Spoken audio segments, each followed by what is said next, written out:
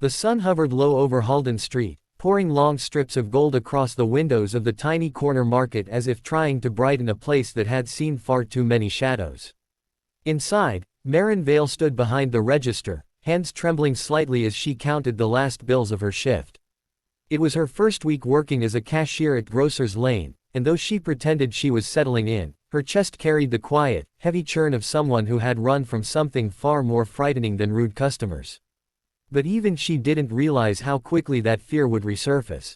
Because outside, leaning against the sun-warmed brick wall and tossing an empty soda can from hand to hand, 3 boys watched her through the glass with slow, predatory amusement.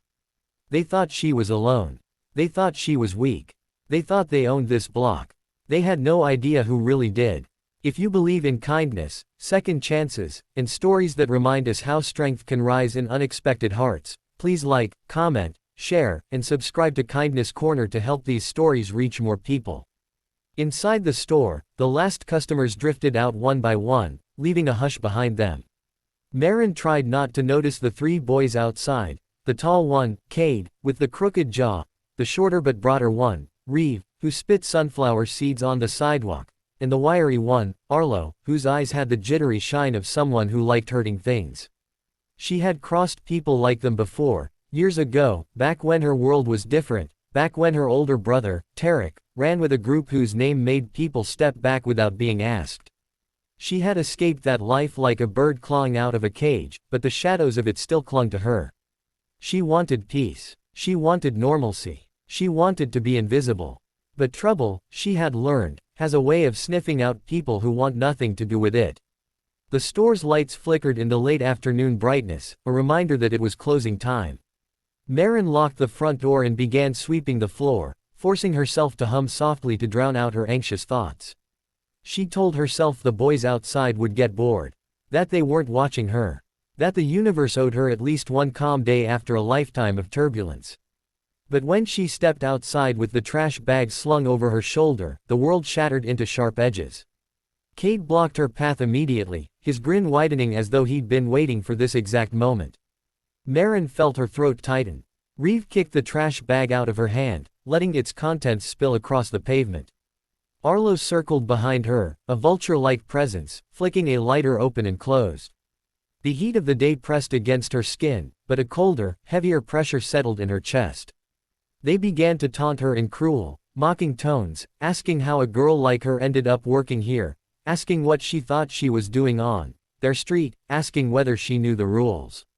She wanted to shrink into nothingness.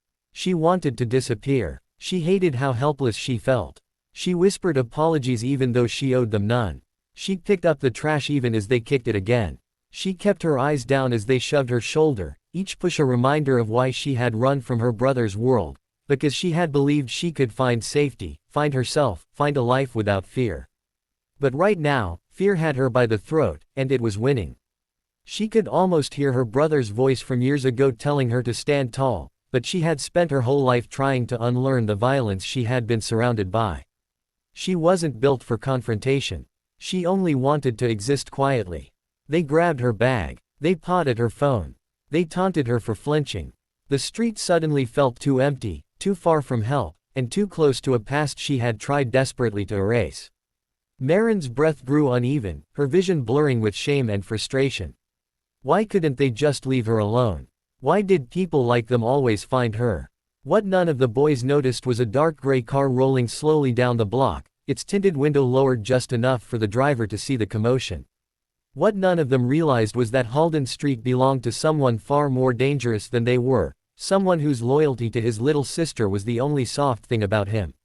And when Tarek Vale saw Maren being shoved around by kids who had no idea who they were messing with, something inside him snapped like a wire pulled too tight. But Tarek didn't step out of the car immediately. He watched first. He assessed. He noted every detail, the way Cade shoved her, the way Arlo flicked his lighter too close to her hair, the way Reeve rummaged through her bag. His fingers twitched on the steering wheel, tightening until his knuckles blanched. He had tried to stay out of Maren's life, giving her room to create something better than the world he'd been swallowed by, but seeing her like this felt like a knife twisting in his ribs. Maren didn't yet see the car. She only felt trapped. When Arlo tugged harshly at her hair and Cade shoved her again, she let out a small gasp of pain that seemed to echo down the block. It was that sound, frightened, fragile, unmistakably hers, that made Tarek push the car door open. The boys froze when they heard the slam. Tarek walked toward them, slow, deliberate, wearing a simple black shirt but carrying an energy so cold and controlled that even the summer heat couldn't soften it. The kind of energy that made seasoned men pause. Cade tried to act tough, asking if Tarek had a problem, but his voice lacked the confidence it had carried moments earlier. Marin's eyes widened when she recognized her brother. She hadn't seen him in months. She hadn't told him where she worked. She hadn't expected him here. But right now, she had never been more relieved. Tarek didn't raise his voice. He didn't need to. His presence alone made the boys shift uncomfortably. He stood between them and Marin, shielding her with a calmness that felt carved from stone. He gave the boys one chance, one look that told them they had made a mistake so colossal they couldn't even comprehend it. And when Reeve tried to laugh it off, muttering something about not being scared, Tarek stepped forward just enough to make the sidewalk feel too small for them. The boys backed away first in hesitation, then in fear, then in full retreat when a few men from nearby doorways emerged, men who recognized Tarek and the unspoken authority he carried. Within seconds, Halden Street seemed to shift, like the entire block held its breath. The boys turned and ran, stumbling over each other, as if chased by something far larger than one man. They didn't understand what they had stepped into. But everyone else did. Once the street was quiet again, Tarek turned to Marin. The anger in his eyes softened immediately, replaced with a mixture of sorrow and guilt. She tried to stand straight, to pretend she wasn't shaken, but the trembling in her hands betrayed her. And when he placed a gentle hand on her shoulder, she could no longer hold back the tears she had swallowed for years.